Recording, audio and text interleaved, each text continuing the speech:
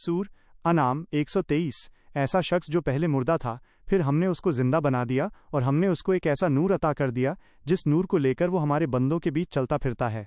क्या ये उस शख्स की तरह हो सकता है जिसकी हालत ये है कि वो अंधेरियों में हो और उन अंधेरियों से निकलना ही नहीं चाहता? ये नूर दुनिया की चीज़ों से नहीं मिलता, बल्कि इस नूर को आसमानों के ऊपर से हासिल करने की 3 शर्तें हैं। पहली शर्त, यकीन जमा कर अमल करो कि काम अमल से बनेंगे, कामयाबी अमल से मिलेगी। दूसरी शर्त, अमल सिर्फ अल्लाह के लिए हो। तीसरी शर्त, अमल हुजूर सल्लल्लाहु जैसा हो, यानी ईमान, इखलास और इल्म। जब इन शर्तों को पूरा करते हुए अमल किया जाएगा तब नूर मिलेगा। अगर अमल को इन शर्तों के साथ पूरा ना किया गया तो सिर्फ अमल करने से ये नूर न मिलेगा। जितना जितना इन शर्तों पर अमल करता चला जाएगा उतना उतना ये नूर बढ़ता चला जाएगा, यहाँ तक कि इसकी रूह जगमगा उठेगी। अब जहाँ इसे कोई ज़रूरत पड़ी, बस 2 रकात नमाज का अमल करके अल्लाह से मांग लेगा।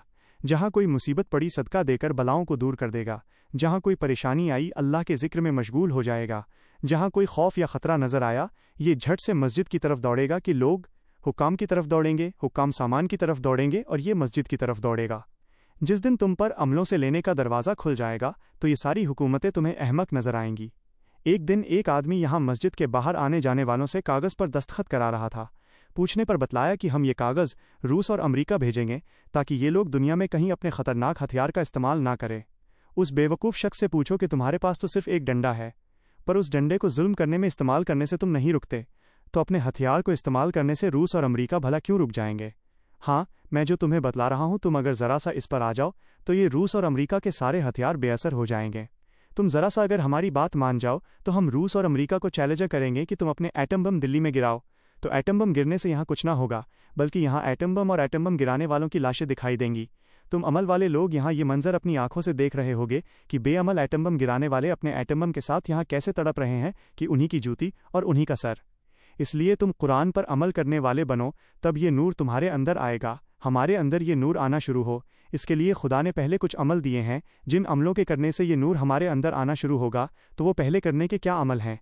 ये पहले करने के अमल वही हैं जिन्हें हम तबलीग में बताते हैं, जिसमें सबसे पहले ला इलाहा इल्लल्लाह, अल्लाह के यकीन की और अमल को ठीक करने की दावत के ज़रिए पहले खुद इस कलीमे का यकीन सीखो और अपने अमल ठीक करो। फिर दूसरों को भी कलीमे का यकीन सिखलाओ कि एटम से नहीं होगा, रॉकेट से नहीं होगा, दुनिया के किसी नक्शों से नहीं होगा, सिर्फ अल्लाह से होगा। इसका नाम है ला इलाहा इल्लल्लाह। पर ये याद रखना कि कलमे का बोल किसी शिरकत के साथ कबूल नहीं होता।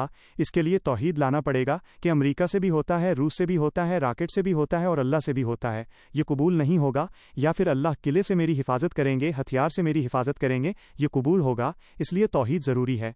अल्लाह मुझे कामयाब करेंगे माल से, अल्लाह मुझे कामयाब करेंगे शक्लों से, ये भी शिरक है। अल्लाह सोमद हैं, वो शक्लों से बेनियाज हैं, वो शक्लों के बगैर अपनी कुदरत से हिफाजत करते हैं। ये है वो दावत जिसे अंबिया अलैहिस्सलाम ने लेकर आते थे।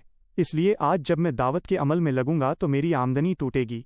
आमदनी के टूटने पर अल्लाह मेरा खर्चा उठाएंगे। जब हम इस यकीन की दावत देंगे तो ये नूर हमारे अंदर आएगा और कामयाबियों के दरवाजे खुलेंगे। मूसा अलैहिस्सलाम ने किस कौम को दावत दी थी? मूसा अलैहिस्सलाम ने नबियों की औलाद बनी इसराइल को दावत दी, जो कौम पहले मुसलमान थी पर नस्ली मुसलमान होकर रह गए थे। मूसा अलैहिस्सलाम ने बनी इसराइल को क्या दावत दी? मूसा अलैहिस्सलाम ने बनी इसराइल से कहा कि जब तुम लोग अल्लाह को मानते हो तो चीज़ों पर भरोसा न करो, बल्कि अल्लाह पर भरोसा करना सीखो। वक़ाल मेसर या कौमी इन कुंतुम आमनतुम बिल्लाहि फ़अलैहि तवक्कलू इन कुंतुम मुस्लिमीन, सूरह यूनुस 84। तुम भी इसी की दावत दो कि जब अल्लाह को मानते हो तो उसकी कुदरत को अपने लिए इस्तेमाल करो। कुदरत मोहम्मद सल्लल्लाहु वाले अमल पर इस्तेमाल होगी, लेकिन कुदरत को इस्तेमाल करने से पहले कुदरत का यकीन सीख लो, और कुदरत का यकीन पैदा होगा शक्लों की तरदीद करने से। क्या मतलब है शक्लों की तरदीद करने से? शक्लों की तरदीद ये है कि अल्लाह किसी शक्ल के मोहताज नहीं है। वो जो कुछ करते हैं अपनी कुदरत से करते हैं। वो भैंस बनाने के लिए भैंस के मोहताज नहीं है। पहली भैंस कैसे बनाई? पहला गेहूँ कैसे बनाया? अल्लाह ने हर चीज़ की इब्तिदा अपनी कुदरत से की है और आज भी उसी कुदरत के मालिक हैं। कुदरत अल्लाह की सिफत है। अब चाहें तो गेहूँ से गेहूँ बना कर दें या मिट्टी को गेहूँ बना दें, हर चीज़ उसके हुक्म से वजूद में आती है। इसलिए शक्ला से शक्लों के बनने की तरदीद करो। आज जो कुछ शक्लों से होता नज़र आ रहा है वो शक्लों से नहीं बनता, अल्लाह के चाह लेने से बनता है। तुम शक्लों के बीच में खड़े होकर ज़ोर से आवाज़ लगाओ, ला इलाहा इल्लल्लाहु वहदहु ला शरीका लहू लहुल मुल्को व लहुल हम्दु व हुवा अला कुल्ली शैइन कदीर। चांदनी चौक के बाजार में एक बार ये कलिमा ज़ोर से कहो तो 10 लाख गुनाह माफ़ होंगे, 10 लाख नेकियां लिखी जाएगी और 10 लाख दर्जात बुलंद हो जाएंगे। اب اگر اسی کلمے کو چپکے چپکے مسجد کے کونے میں بیٹھ کر پڑھو تو 10 گناہ معاف ہو گئے، 10 نیکیاں لکھی جائے گی اور 10 درجات بلند ہو جائیں گے۔ ایسا کیوں؟ ایسا اس لیے کہ مسجد میں چیزیں سامنے نہیں ہے، تب چیزوں سے نہ ہونا بول رہو، اور بازار میں چیزیں چمک دمک کے ساتھ تمہارے دل کو اپنی طرف کھینچ رہی ہیں۔ تم اس مخالف ماحول میں کھڑے ہو کر بازار میں کہہ رہے ہو کہ ان چیزوں سے نہیں ہو رہا، اللہ بغیر کسی کی شرکت کے صرف اپنی قدرت سے کر رہے ہیں، یہ ساری کائنات اللہ کی ملک ہے، سارے کمالات کے قابل صرف اللہ کی ذات ہے، کیونکہ وہ جب چاہیں، جہاں چاہیں، جیسے چاہیں اور جو چاہیں کرنے پر قادر ہیں۔ جب تم بازار میں کھڑے ہو کر یہ کہہ رہے ہوتے ہو، اس وقت اللہ عرش پر واہ واہ کہتا ہے اور فرشتوں کو حکم دیتا ہے کہ میرے اس بندے کے لیے 10 لاکھ نیکیاں لکھو جو دکان میں ہے، اور کہہ رہا کہ دکان سے کچھ نہیں ہوتا، دکان ہے، اور اسی کو لات مار کر کہو کہ اس سے کچھ نہیں ہوتا۔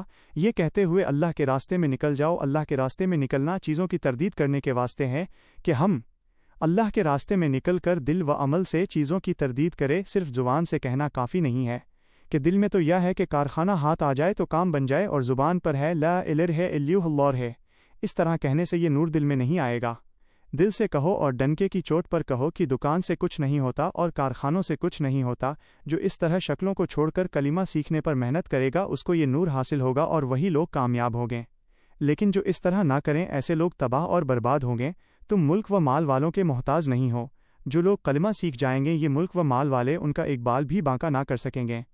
جو لوگ کلمے پر اعتماد رکھتے ہیں، اگر پورے ملک میں آگ لگ جائے ان میں سے ایک فد بھی اس آگ سے نہ مٹے گا، اور بے کلمہ والوں کا اس آگ سے ایک بال بھی نہ بچے گا۔ یہ سارے بڑے بڑے نظام جو تمہارے سامنے موجود ہیں، ایک لمحے کے لیے بھی تمہیں اس کی ضرورت نہیں ہے، خدا اس سارے نظام کو ختم کر دے گے، اس نظام کو توڑ دے گے۔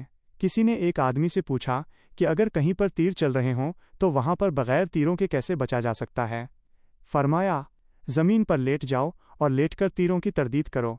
اس لیے دعوت کے راستے میں تم کسی شکل سے مائل نہ ہو، کوئی نقشہ تمہیں اپنی طرف نہ کھینچے، صرف اللہ ہی سے ہونے پر یقین لاؤ۔ اگر دل چیزوں کے یقین والا ہے تو جب چیزیں ٹوٹے گی تو دل بھی ٹوٹے گا کہ نکلے تھے جماعت میں اور گھر سے آ گیا خط کہ بیوی کی ٹانگ ٹوٹ گئی ہے، جلدی سے گھر واپس آ جاؤ۔ اب یہ امیر صاحب کے پاس روتا ہوا آیا کہ امیر صاحب میری بیوی کی ٹانگ ٹوٹ گئی ہے، میں گھر واپس جا رہا ہوں۔ ارے گھر کیوں واپس جا رہا ہے؟ کیا بیوی کی ٹانگ تو جوڑے گا؟ یہ بتا، اللہ نے تیری عورت تیرے بھروسے پہ بنائی ہے یا اپنے بھروسے پہ بنائی ہے؟ تیری بیوی کا رب تو ہے یا رب اللہ ہے؟ ارے رب کی راہ میں محنت کر اور رب ہی سے مانگ تو وہ رب اب تیرے حق میں اپنی طاقت کا استعمال کرے گا اور ظاہر کے خلاف تیری بیوی کی ٹانگ جوڑ دے گا۔ اس لیے اس یقین کو پیدا کرنے کی محنت کرو۔ ارے اگر تو کرنے والا ہوتا تو تیرے گھر کی یہ حالت کیوں ہوتی؟ ساری زندگی گھر کے لیے محنت کرتے کرتے گزر گئی کہ میں ایسا بن جاؤں اور ویسا بن جاؤں، پر آج تک تو بنا نہیں۔ اب بھی تیری سمجھ میں نہیں آ رہا ہے کہ کرنے والا تو نہیں کوئی اور ہے۔ تیرے دماغ میں آخر کتنا کوڑا بھرا ہے کہ کرنے والے کو اب تک نہیں پہچانا۔ اسے پہچاننے پر ہی تیرے ساتھ خیر کا معاملہ ہوگا، پھر وہ تیرے کام بنا کر دکھلائے گا۔ دیکھ بھائی، تیرے محنت کرنے کے باوجود تیرا دنیا کا کام اس لیے نہیں ہو رہا ہے تاکہ تو پہچان لے کہ کرنے والا کوئی اور ہے۔ اس لیے اس راستے میں اتنا پھرو کہ کرنے والے کو پہچان جاؤ کہ کرنے والا صرف اللہ ہے۔ پھر وہ اللہ تمہارے اندر یہ نور ڈالے گا جس نور میں تمہیں وہ نظر آئے گا جو آج چاند سورج کی روشنی میں نظر نہیں آ رہا ہے۔ پھر یہ نور اتنا بڑھ جائے گا جہاں تک تم نہیں جا سکتے۔ یہ نور پارلیمنٹ میں گھس کر دلوں میں اترے گا، یہ نور ان اڈوں میں گھس جائے گا جو سنگینوں کے پہروں میں بند ہوں۔ اگر کوئی ہوائی جہاز تمہارے اوپر سے گزر جائے گا تو یہ نور اس میں بھی گھس جائے گا۔ تمہارے اس نور سے جتنوں کو پلٹنا ہوگا وہ پلٹ جائیں گے، اور جن کو پلٹنا نہ ہوگا تو ایسے لوگ سیلاب یا ایٹم سے یا بیماریوں کو پھیلا کر ختم کر دیے جائیں گے۔ اللہ قدرت والے ہیں، وہ چاہے جیسے کریں، یہ کرنا خدا کا کام ہے۔ تمہیں ہتھیار نہیں اٹھانے پڑیں گے، بس تمہاری دعا ہوگی اور انہی کے ہتھیار آپس میں چلیں گے۔ اس نور کو بڑھانے کے لیے اندھیرے کو دور کرنے کی دعا کرو۔ تمہیں صرف اتنا ہی کرنا ہے، باقی سب اللہ کریں گے۔ تمہیں ہتھیار نہیں اٹھانے پڑیں گے۔ اگر ڈنڈا مارنا ہی ہو تو موسیٰ علیہ السلام کی طرح، اب بولو اس کے لیے کون کون تیار ہے؟